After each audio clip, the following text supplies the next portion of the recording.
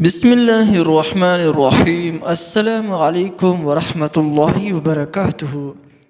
زمارونو او خویندو، که کم کسان وی چې زما ذهن د تیز شي او زما ذهن د ښه پراخه شي، هغوی د صورت علق د عمل وکړي. کم یو عمل چې درته اوس ښیمه، انشاءالله چې د دې عمل په برکت باندې به رب العالمین ستاسو ذهنونه ډېر زیات تیز کړي.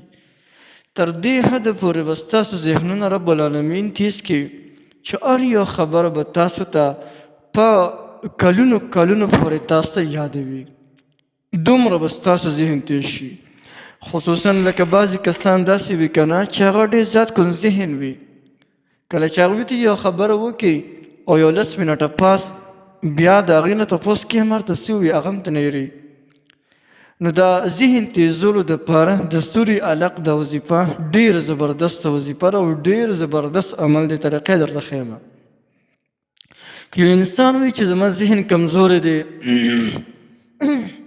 د ټولو اول دله پکار دی چې د خپلو ګناهونو نه توبه وباسي. ولې حضرت امام شافعي رحمه الله چې د مذهب امام دی، دومره لویه هستي، فرمای شکوت وکیل عن سوء حفظی فاوصانی ان ترک المعاصی.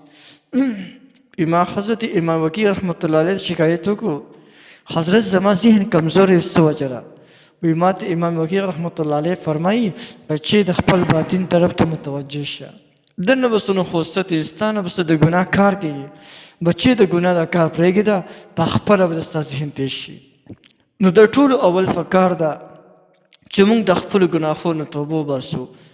او دویم خبره چې دا وظیفه پابندۍ سره کوو او دا عمل وکړو، انشاءالله چې رب العالمین به زموږ ذهن داسې تیز کړي چې هر یو خبره موږ ته تر د عمره پورې یاد وي. راځي ډېره زیات اسانه طریقې درته ښیم. د سوري علق کم چې کم دی اولني آیاتونه دي، تر دې آیاته پورې به ولیکئ علم الانسان ما لم یعلم. تر دغه ځای پورې به دا ولیکئ او د دې نه به یوه ګولۍ غوندې سازه کړئ، په کاغذ باندې به ولیکئ او یوه ګولۍ غوندې به ترې جوړه کړئ او هغه به بیا د پاکو اوبو سره تېره کړئ. څنګه چې موږ ګولۍ تېروو دغه رنګې به دا هم تېره کړئ. انشاءالله چې د دې عمل په برکت باندې به رب العالمین ستاسو ذهن دومره تیز کړي چې هره خبره به درته تر دا چې کوم دی عمره پورې یادي.